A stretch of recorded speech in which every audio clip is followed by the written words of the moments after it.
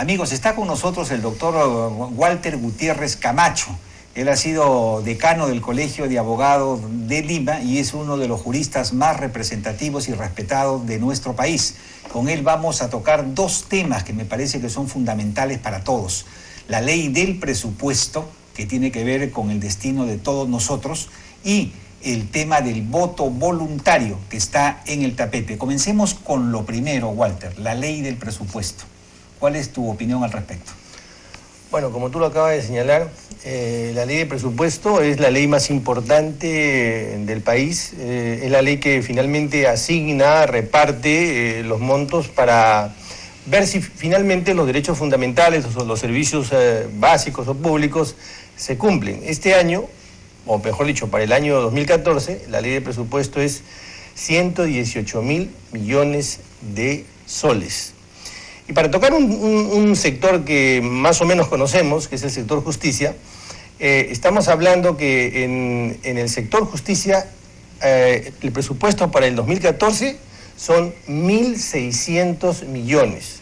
Hace 5 o 6 años no pasaban de 700 millones.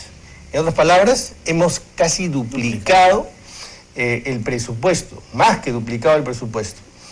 Y uno se pregunta, ¿en dónde está ese dinero? ¿Cómo se maneja ese dinero? De los 1.600, 1.000 millones no tienen indicadores. Es decir, no se puede evaluar cómo se gasta ese dinero. Indicadores, por ejemplo, sí, Víctor. Pero está señalado en la ley el destino preciso de esos recursos. No, sin duda, sin duda. Lo que pasa es que cuando hablamos de indicadores es, programas donde se identifican problemas y se establecen algunos indicadores para saber si en efecto se han solucionado esos problemas. O sea, para hablar más puntualmente en el sector justicia, ¿cuál es lo que justifica todo ese aparato denominado sistema de justicia y particularmente el Poder Judicial? La solución de conflictos, el acceso a la justicia. Para eso sirve estos 1.600 millones. Que dicho sea de paso, no es toda, solamente es del Poder Judicial. No me estoy refiriendo ni al Ministerio Público, ni al Tribunal Constitucional, ni al Consejo Nacional de la Magistratura, ni a la Academia de la Magistratura. Solo me estoy refiriendo a lo que nos cuesta el Poder Judicial. Bueno, ¿alguien sabe cuánto demoran los juicios en el Perú? Ese indicador no existe. ¿Cuál es la carga procesal? ¿Ha mejorado? ¿Ha disminuido? ¿Ha aumentado la carga procesal? ¿Alguien conoce el nivel de tecnología que se está implementando en el sistema de justicia? No se conoce. No hay indicadores que nos permitan saber si este servicio público tan importante para las inversiones, este servicio que es tan importante incluso para los pequeños, para el ciudadano que quiere resolver un conflicto respecto de una propiedad, respecto de un contrato, estos indicadores no se tienen. Y esta es la ley que yo estoy convencido, si hacemos una encuesta entre los congresistas, esta es la ley que menos se conoce. Así es. Y es la ley más importante. Pepe ha sido congresista, él sabe perfectamente que este es el sentido, esta es la razón, una de las razones de ser, y por último el origen del Parlamento. Así es como surge el Parlamento, para poder controlar el presupuesto. Es decir, la capacidad fiscal del Estado. Entonces, a mí me parece particularmente grave que estemos a 48 horas y prácticamente sea una norma cuasi clandestina que se va a aprobar, como siempre, de gallos y medianoche, ¿no? O sea que el Congreso de la República podría aprobar este proyecto de ley de presupuesto sin que esté debidamente sustentado en términos de cómo se pueden medir los resultados de ese gasto, de ese presupuesto. A ver, lo que sucede es que es fundamental que la ciudadanía, los actores vinculados al ejercicio cívico del país, conozcan esta ley. Yo sé que esta es una ley que fatiga, que es una ley muy, muy complicada, pero que debe, a través de los medios, debe tratar de generarse mayor transparencia y acceso a la información respecto de de qué tamaño es el presupuesto y en qué se está gastando, cómo se está gastando y si estos incrementos justifican.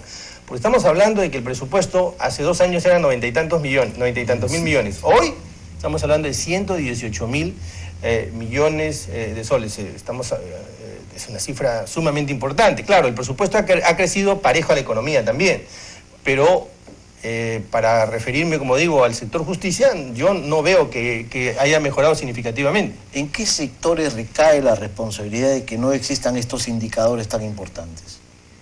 Bueno, en realidad, hasta donde tengo información, hoy casi es 50-50. La mitad del presupuesto tiene indicadores, la otra mitad no tiene indicadores. Por lo tanto, más de 50 y tantos mil o cerca de 60 y tantos mil millones se gastan sin tener indicadores de gestión. En el Poder Judicial, solo en el Poder Judicial, 1.000 millones se gastan sin tener indicadores.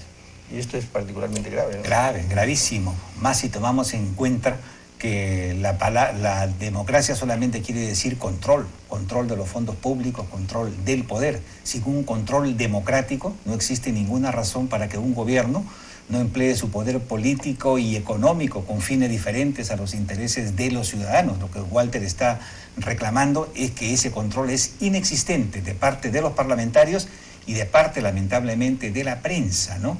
Y aquí estamos en un vacío muy grande que de alguna manera habría que llenar. Tú tienes un periódico que lo acabas de... ya lo has presentado. Sí, en realidad hace casi 20 días hemos lanzado la ley.pe. ¿Qué cosa es la ley.pe? La ley.pe es periodismo jurídico digital. A través de esta plataforma digital nosotros queremos gratuitamente ofrecer a la ciudadanía información sobre la legislación, información sobre la jurisprudencia, generar cultura jurídica, pero también generar ciudadanía a través, como digo, de esta plataforma, y es absolutamente gratuita. El lenguaje jurídico también suele ser a veces un poco enrevesado, suele estar preñado de tecnicismos, y este es un esfuerzo por decir las cosas, los temas jurídicos de una manera amable. De una manera periodística. Qué bueno. Esa es la idea de este portal, de esta plataforma digital llamada la ley.pe. Yo invito a todos que ingresen. Diariamente se actualiza y tiene aloja toda esta información que acabo de señalar. Yo escribo la ley.p y eso es todo. Ingresa directamente. Y gratis. Es gratis, totalmente gratis. Muchas gracias. Walter, Sí. uno de los temas más importantes de la agenda pendiente del país es la reforma del sistema de administración de justicia, no solo del Poder Judicial, sino también del Ministerio Público, Consejo Nacional de Magistratura. ¿Cuál es tu percepción personal en torno a este gran tema que todavía sigue siendo una asignatura pendiente para el país? Yo creo que no soy infidente si revelo que cuando tuve una de las primeras oportunidades que tuve ocasión de conversar con el ex primer ministro, cuando él tuvo la gentileza de convocarnos, una de las cosas que yo le mencioné es que era fundamental que reformemos la justicia, porque la justicia es un contrapoder. La justicia controla no solo el poder estatal, no solo el poder público, también el poder económico, y a veces el poder económico puede ser más abusivo que el poder público. Es lo que hace la Corte Suprema de los Estados Unidos, por ejemplo. Correcto. Y que puede poner atajo a cualquier abuso, a cualquier desbande, también en el sector privado. Entonces, modestamente, uno de los planteamientos que yo le hice fue: hagamos la reforma, que se haga la reforma de la justicia. El país va a seguir a este gobierno si es que se hace la reforma de la justicia. Pero la reforma de la justicia el liderazgo no difícilmente surge del Poder Judicial. Donde se ha hecho reforma de la justicia, no es que lo hagan, me refiero al impulso debe darse desde el Poder Ejecutivo y lo debe liderar el ministro de Justicia. Pero para eso, por supuesto, eso tiene que bancárselo el presidente de la República, porque es el presidente quien pone la agenda del país.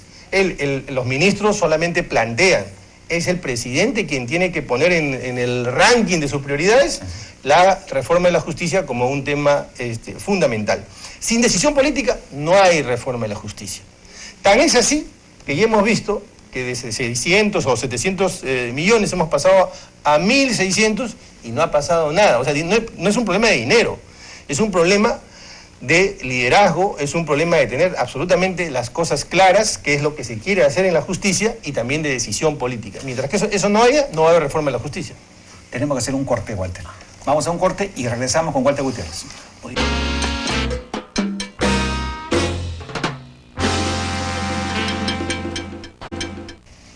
Seguimos con Walter Gutiérrez y quedó pendiente el tema del voto voluntario. Él ha escrito varios artículos al respecto y su opinión es bastante interesante. Ya he visto que te ha seguido por lo pronto Alan García, que ha dicho de acuerdo, ¿no? Bueno, yo lo que espero es que todos sigan lo que quiere la ciudadanía. El voto libre es un derecho que yo estoy seguro que ya estamos en condiciones de conquistar. Es verdad que el artículo 31 de la Constitución dice que el voto es un derecho, pero al propio tiempo señala que es una obligación. Y es cierto también que hay derechos que aparejan obligaciones. Yo he escrito y he indicado que, por ejemplo, el derecho a la salud viene aparejado con la obligación, el derecho de educar, a los hijos viene aparejado con la obligación de educar a los hijos. Porque si uno no educa a sus hijos, afecta o daña a los hijos. Entonces, por eso es posible que ahí que concomiten, coexistan, tanto el derecho como la obligación. Pero existen derechos que tienen otra naturaleza, otra estirpe. Aquellos derechos o libertades donde su ejercicio o su no ejercicio no le afecta a nadie. Si yo dejo de votar, no te afecto para nada. Ni a Víctor ni a Pepe, no les afecto para nada. No es como el derecho a alimentos, donde no ejercer el derecho a alimentar a los hijos afecta a los hijos. Entonces, estos derechos tienen que ser, desde mi punto de vista, libérrimos. Ahora, se dice que es un deber ciudadano quienes quieren mantener el voto obligatorio, el voto compulsivo, dicen, no, lo que pasa es que ese es un deber ciudadano. Tan poco creen en esta doble naturaleza de derecho y obligación que no se atreven a llamarlo obligación, lo llaman deber ciudadano. Pero yo estoy convencido que el país está en condiciones de buscar el voto libre, no sancionando a quienes no votan, sino más bien premiando a quienes van a votar. Modelos hay varios, opciones hay varias. Chile, por ejemplo. En Colombia, porque en Chile el voto es libre.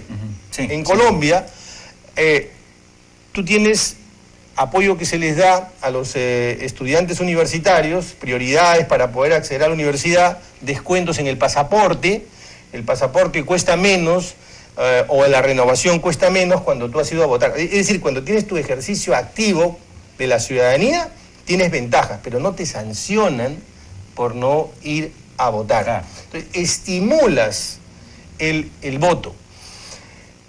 ¿Qué puede suceder en el Perú si existe el voto libre?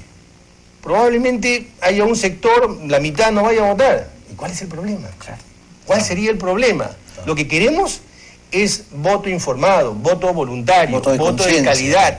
Queremos una democracia que se sostenga en quienes realmente quieren participar en temas vinculados a la conducción del Estado. Pero además, algo que a mí me parece también muy, muy importante. Por último, si nosotros tenemos un modelo de voto libre con 40%, 50% de respaldo, ¿esto va a deslegitimar la elección? Para nada. De ninguna manera. En Chile, 40 y tantos % han ido a votar y a nadie se le ocurre cuestionar esa elección. Claro. Igual sucede en los Estados Unidos, o más o menos sucede en los Estados Unidos. Entonces, yo creo que estamos ya en una época o en una etapa de desarrollo en la que podríamos postular o apostar por el voto libre. Muy bien. Y una última pregunta, Walter. Tú fuiste, creo, uno de los grandes decanos que ha tenido el Colegio de Abogados. Me imagino que debes de mirar con tristeza lo que está pasando en los últimos tiempos, porque la institución ha perdido ese liderazgo que tenía en la sociedad, ¿no? Este domingo hay elecciones, así que te pregunto, ¿por quién vas a votar? No, pero primero una aclaración. Yo es verdad que yo he sido uno de los grandes decanos, un decano que trabajó simplemente.